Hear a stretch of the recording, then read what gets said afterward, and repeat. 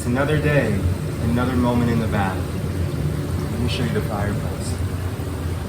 Oh, it's giving fireside chats from the bath. Fireside chats, but a little saucier. Okay, let me turn off the bubbles. There we go. Well, show some respect to my subscribers. Greetings yet again from Sedona, Arizona. In case I look kind of crazy, I mean, I'm also all wet, so that explains it, but I just had a massage before this. I've been very bougie the last few days. This is, it's exactly what I wanted. I wanted to disconnect and just be bougie for a few days. Yes, I spent a lot of money. No, I won't miss the funds that I spent. So it is what it is. Let me get more comfortable. So I have some stories for you. First story is, last week, I watched the movie The Fifth Element. Oh wow, this is giving like Ray of Light Madonna. Life is a mystery. Hopefully it's not too distracting. So I watched a movie called The Fifth Element, which I hadn't seen in a long time. Highly, highly recommend it. I'm sure some of you have seen it. What's interesting about The Fifth Element is it was bigger internationally than in the States. And I read up on this after rewatching it. For whatever reason, when I was growing up, it was huge. When I was growing up in France in the late 90s, it was everywhere, The Fifth Element. And I read after that, indeed, in France and Europe in general, it was, I guess maybe it was marketed more. I don't know, but in America, it doesn't seem to be as big of a movie because I told some friends about it and they were like, huh, what, which movie? The Fifth Element, to give you some context, late 90s sci-fi movie, but it's also action-packed. It's very much a movie of that time of the late 90s and like early 2000s. Very much a spectacle, very much a postmodern film that has like stimulation overload, but visually it's so innovative, it's so cool because it's futuristic. They of course took creative liberties with like how the futuristic world looks. Which, by the way, is always so fascinating with movies, just like movies like Back to the Future, all those kinds of movies. It's so interesting how they always get certain things so wrong, and then other things are spot on. So, for example, there's a scene in the movie where his mom, Bruce Willis, is in the movie. He's the protagonist, and his character's mother calls him, and she's like, "You've been on the radio for an hour. They've been calling your name on the radio." And I laughed to myself because I was like, nobody even listens to the radio anymore. So it's funny that they made this movie thinking like sweepstakes and giveaways on the radio would still be a thing. Oh, the fire just went out. I'll deal with that later. More pressing issues at the moment.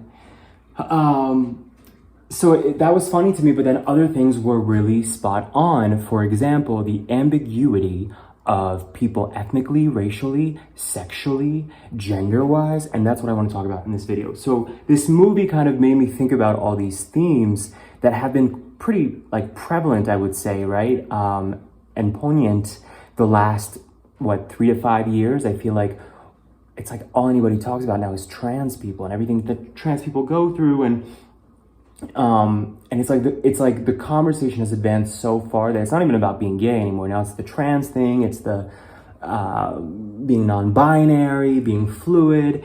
And the movie that was created, I think it was released in 1998. I was like, wow, they were really ahead of their time. They kind of predicted all of this to really be front and center.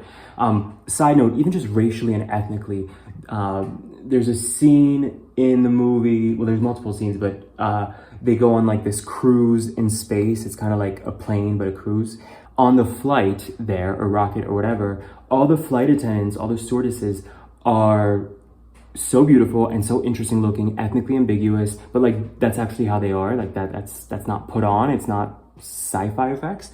But one of them is Stacey McKenzie. If you guys are familiar with 90s top models, Stacey McKenzie, this beautiful girl, she I believe she's Jamaican Canadian, and she looks Jamaican, like her facial features, her hair, the texture of her hair. She looks like a black woman, but she's super light skinned and she has freckles. So it's like so cool visually to look at somebody who looks like more than one race at once, right?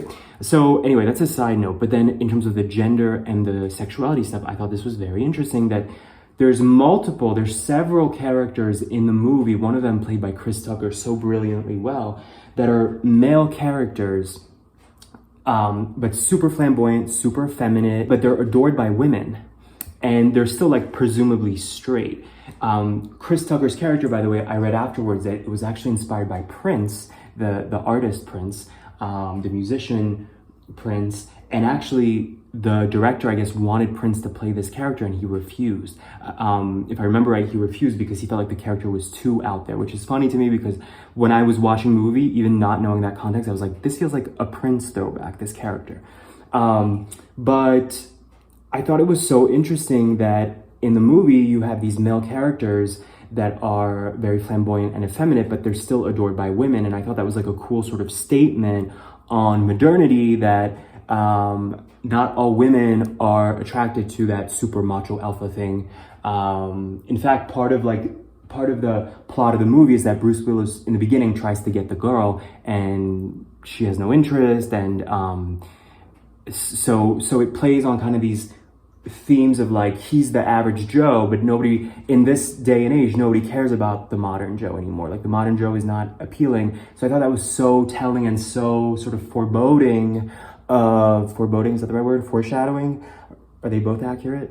Of where we are now. I mean, I just made a video about this the other day. Dylan Mulvaney, this trans TikToker that has gone viral. People are like up in arms about this, but it's just funny to me that it's like things are moving so quickly with gender and sexuality and all this stuff that it's like Dylan Mulvaney is now front and center controversy. It's like being gay is so last Tuesday. But what's also interesting about the movie is that these characters that are men but not remotely masculine are very much secondary to Bruce Willis's character, and they sort of serve as comic relief and kind of to reinforce that Bruce Willis's character is really the hero of the day. Like, he's kind of a basic average Joe cab driver, but he is the most relatable and down to earth of the movie. And I felt like that was the movie trying to say, like, you know, when all the world goes crazy and so postmodern, a guy like him is really at the end of the day going to be the most normal and centered character. So I thought that was also interesting that the movie, on the one hand, is making a very bold and ahead of its time kind of claim or observation. At the same time, it kind of feels critical of that idea of men not being manly, because those characters are kind of shown to be useless in the movie. Yes, they're famous and they're adored by women and they're artists and all this stuff, but at the end of the day, Bruce Willis's character literally has to save the world, and it's all on his shoulders, and only he can handle it because everybody else around him is, for lack of a better term, a beta male. So this got me thinking about these concepts of alpha and beta that I feel like people talk about a lot. I think I've mentioned it in other videos, and it's so interesting to me because we live in a society where the alpha thing is favored and men are expected to be a certain way. I've had people comment on my channel, even though it's clearly a gay channel and it's like, I'm not trying to get your girl whatsoever. I've had women comment on my YouTube channel saying stuff like, oh, it's so obvious to me that you're gay because like nobody would want you, like women would never want you. Of course you're gay. Like you're not that image of masculinity. And you know, of course I'm like, wow, this one has some stuff to work through. You don't have to be attracted to me, but to have the audacity to like vocalize such a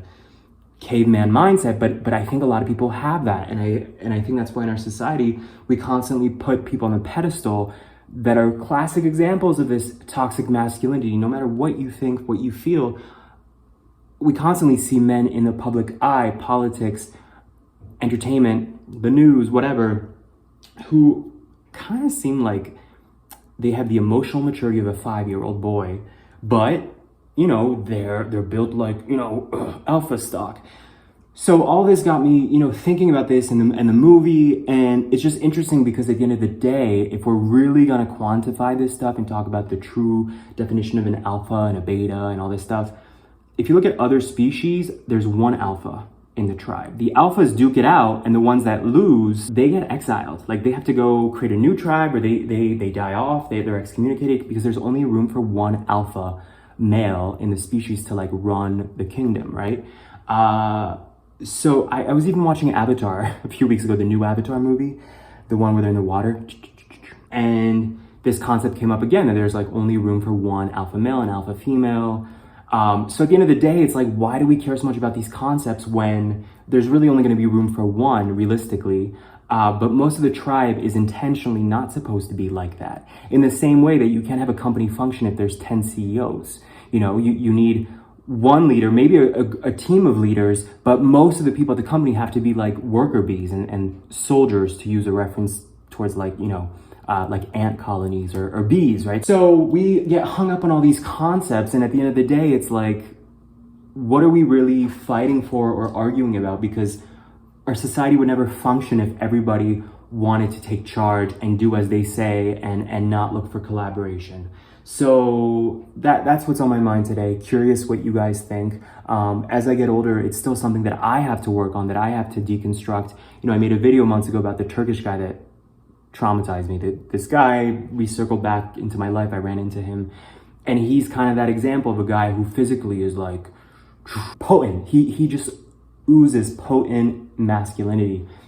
But the mindfuckery the trick he did to me instantly made me get turned off. And I was like, why are you still like this? Like, this is what teenagers are like. Like, I don't understand. So anyway, yet another video of me saying we all have to do better, I think, as a society.